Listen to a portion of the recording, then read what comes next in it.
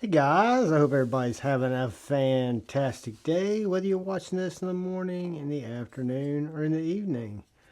I'm glad you're here. Today, I am showing you guys a knife from Amazon that is a budget knife by all means.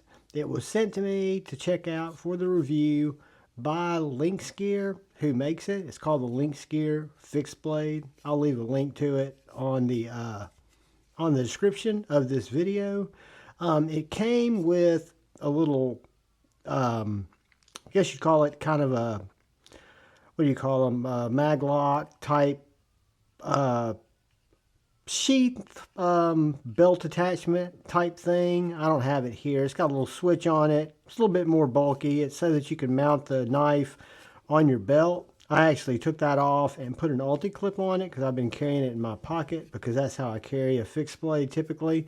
And this is a little on the larger size of what I would kind of typically carry.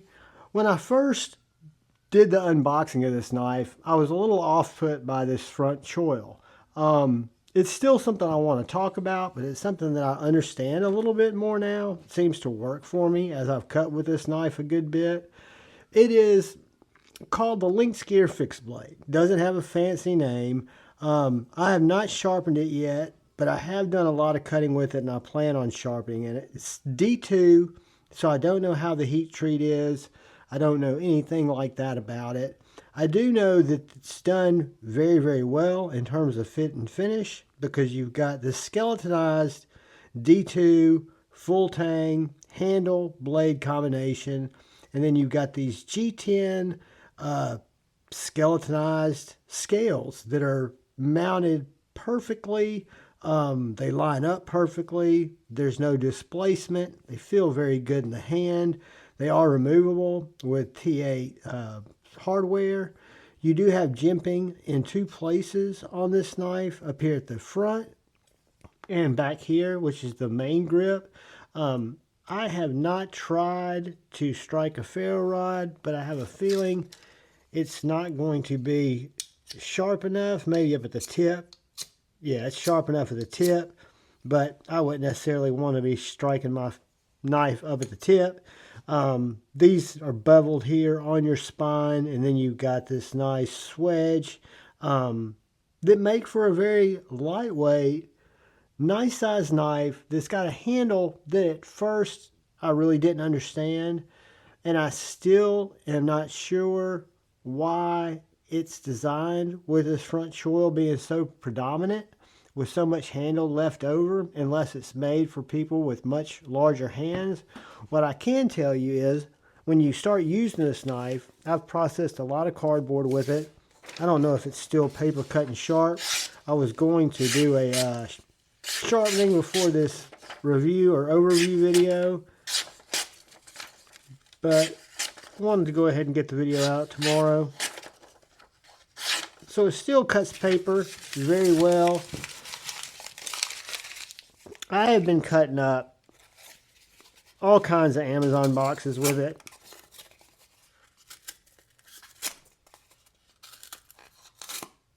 Whoops. Need to get a piece I can hold a little better.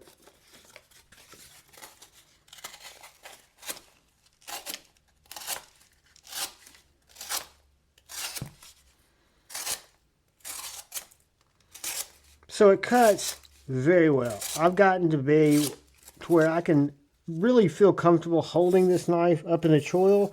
And then I went and I looked and saw the price of the knife and carried it more because the price, I wasn't expecting it to be such a budget knife. And I know some people are into a little bit larger fixed blades than I necessarily am. This is not a full size by any means. We'll do some size comparisons here in a second.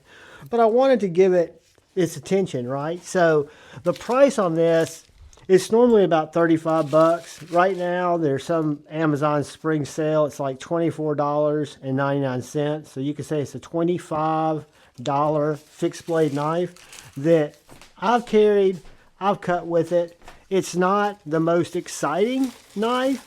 It's not the most revolutionary knife. However, it's unique It doesn't look like any other knife. It's got a really nice drop point blade, very easy, even secondary edge bevels, full flat grind. All it's got is Lynxgear on the blade, D2 up at the tang there. You've got nice, even plunge grinds, really nice sharpening choil, and finger choil. So let's look at this knife just to get an idea of what we're talking about. It's on the larger size of what I would carry for an EDC fixed blade. Now, when you're talking about a hiking knife or a camping knife, that's a totally different story. This is, for example, the TRM Redline Fixie. I'll carry this guy all day long, but not EDC, right? It's not quite an EDC size knife. Look at it next to the Para 2. It's going to be shorter than the Paramilitary 2, longer than the Bug Out. So it's going to come in on the longer side. That's it next to a Sharpie. The Sharpie comes to right about the choil. And then let's look at it next to our Bradford Guardian 3. Our Boker AK1.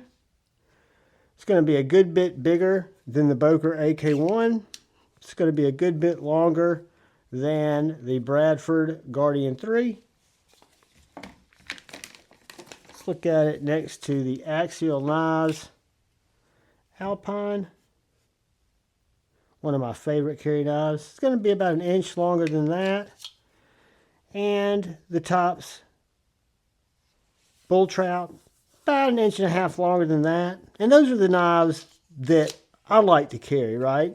So, full disclosure, this knife would be on the larger size of what I would carry. Now, if I didn't have a ton of fixed blades that I carry all the time, and I needed a good fixed blade for under 30 bucks, 25 or $24.99, would I consider this knife? Absolutely. I think it does a lot of things right. It seems to be very durable. It's very thin ground and cuts very well. I don't know what the heat treat is on it. Have not sharpened it, in full disclosure. It is right under 7 3/4 inches length. 7 3/4 overall. The blade is only 3 inches, 3 1/16. The handle is 4 1/2 to right here, but if you take it to the choil, you've got 5 inches. So you can figure 5 and 3. So your blade to handle ratio is a little bit wonky, but it works. At first, when I first put it in my hands, it did not feel normal. It does not feel normal because you've got a lot of handle. I say that, but my PM2, which is my #1 EDC fixed blade or folding knife, has a lot of handle too. So I really should not hate on that. It just feels different than my other fixed blades. So let's see what we're looking at here on thickness. The blade stock is a thin 0.1225. The skeletonized handle comes in under a 1/2 inch at 0.4665. Behind the edge here, top of that secondary bevel, whoops, 0.0180 roughly. And then up at the tip, it gets much thinner, 0.033, 0.036. I'm not all the way at the tip, but it's got a stabby, pokey little tip. So great cutter, great utility knife, great knife with the clip that it comes with to mount on your pack. If you do a lot of day hiking or if you do camping and you like to have a knife that's not your necessary primary camping knife, but a knife that you can carry on your belt or you can put on your day pack and just have it at your ready for skinning fish, doing whatever you need to do. This is a clip that I was trying to think of that it came with. So this clip actually mounts on the back of the sheath. You can wear it on your belt. That's what it came with. I prefer an ulti-clip, just my jam, to make sure I got my maximum carry. But yeah, guys, the Lynxgear EDC fixed blade, or it's not really an EDC fixed blade, just fixed blade knife. Little skeletonized D2 winner from Lynxgear. Take a look at it if you want to. You're probably going to have a video pop up over here. Do me a favor, click on that video, give it a watch. It would help me out. Hit the like button. Thank you, thank you, thank you to all my channel members. And thank you to any of y'all who come in to watch my video. Do me a favor, look out for the guy or gal to your left. Please look out for the guy or gal to your right. Please look out for each other. Go forward with love in your hearts and choose debate, not hate. I love you all. Peace.